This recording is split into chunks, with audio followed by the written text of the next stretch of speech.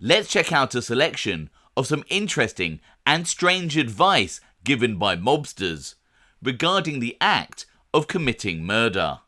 I'm James Gladwish and welcome to OT Shorts, bringing you detailed historical snapshots of the American Mafia and other organised crime.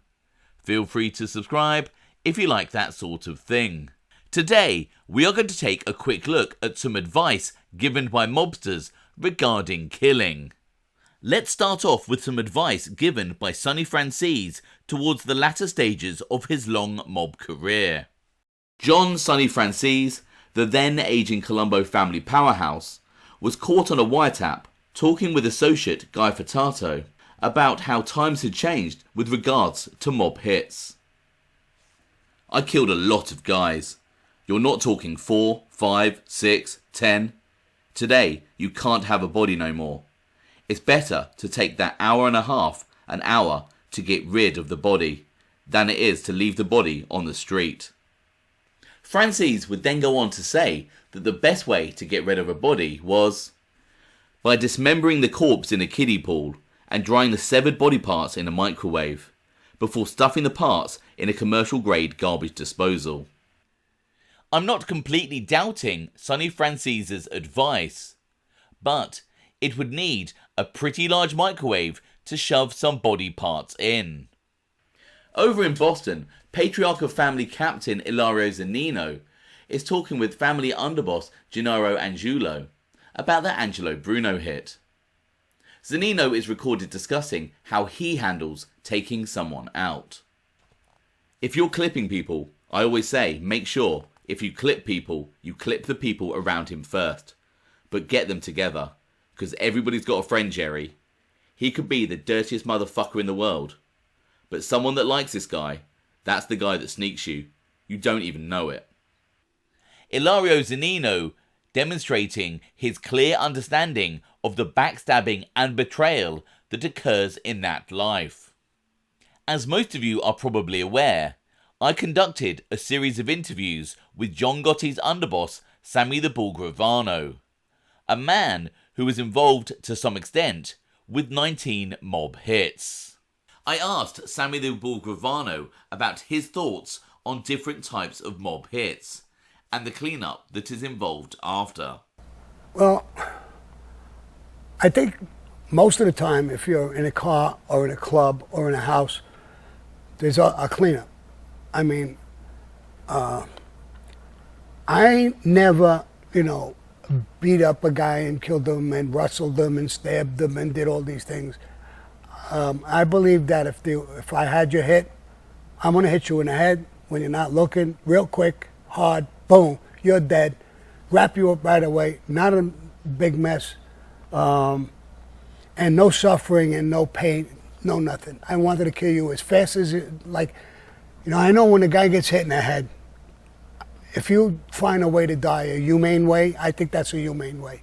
They die instantly. There's no pain, there's no expression on the face, you just die. And in cases that I was involved in, I would want that to happen. I mean, sometimes it can't, but, I wasn't into gory shit and stuff like that. Yes, because you never cut up any bodies or anything like that, did you? Well, one body got cut up once, but yeah, no, I wasn't into any of that stuff either. Burying a guy is one thing, leaving him in the trunk of a car, but no, I'm not into chopping up bodies and stuff like that. That was a Roy DeMeo. They became sick, that crew. And to me, that's becomes a serial killer, becomes sick. A couple of guys got chopped up in the Gambino family, and one guy, they had no choice. They had to meet him in a place in Manhattan, and the streets were crowded with people. So when he came in, they shot him, killed him. How do you get him out? You can't get him out. There's hundreds of people on the sidewalk walking. They had called Roy DeMeo's crew in on that hit just to get rid of the body. They came in, little saws and things, cut them up, put them in small little boxes, and walked out with the boxes. So it's something that had to be done that way. It was still a thing that leaves impressions on you because it's not. Yeah. We're not all serial killers. We don't like that kind of shit. So it does leave an impression, and even the guys who did the hit didn't want to do that. They called Roy DeMeo's crew and let them do that kind of shit. We don't do that. So, and I'm not that kind of guy either. I'm against that. Colombo soldier Dominick Little Dom Cataldo regaled Gambino mob associate and future informer Joseph Joe Dogs Iannuzzi about how he murdered a Lucchese mobster and his associate called Johnny, who was the man who had set up his mob superior. After murdering the Lucchese mobster, Cataldo had Johnny dig the grave for the body. I drove the car as close as I could get to the hole, then John and I carried the fat fuck up and threw him in. "Oh shit, Johnny," I says. "I forgot to take his watch off, his ring and his dough.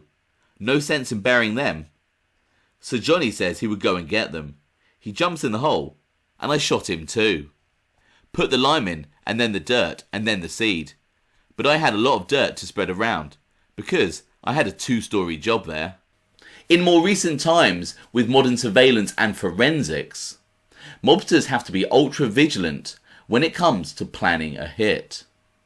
On July the 6th, 2017, New Jersey-based Philadelphia crime family soldier Joseph Joey Electric Servideo was recorded planning a hit on an associate who had been talking openly and disparagingly about Joey Electric's criminal activities. Servideo was talking about how he and associate Carl Chianese had planned to minimize any trace of their involvement in the hit. He said, "Me and Carl got 2 phones just exclusively for this, you know. The thing is, everything is away. I've been leaving my phones home. I made him, Chianese, leave his Easy Pass at home. We paid cash, you know." In another recording in December 2016, the year before, Joey Electric Servideo is recorded trying to buy a revolver, because that weapon is generally considered better with regards to counter-forensics. Servideo: "Does he got any revolvers? Like a 32, 38? Undercover agent: "Just like something you put on, like a foot, or something to just have?" Servideo: "Well, not to just have, to use it and throw it the fuck away. Don't want no cases to come out. A revolver is better off." After Colombo mobster Joseph Joe Campi Campanella became a government witness, he schooled his FBI handlers in how the Colombo crime family dressed for a hit, and the different precautionary measures they took, all of which he would state was standard procedure.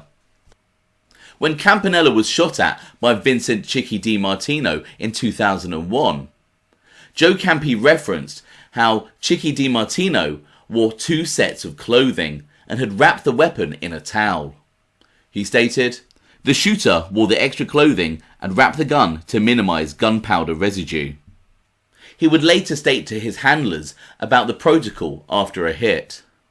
The vehicle used in a hit would then be met by 2 more vehicles. The shooter would take off the extra clothes and dump them with the gun in one car, while he would be driven away in the other. The gun and the clothes would then be disposed of while the shooter escaped. The driver of the vehicle used in the hit would be on his own, and all the participants would go their separate ways.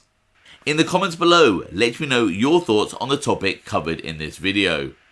I hope you found that interesting. Thanks for watching.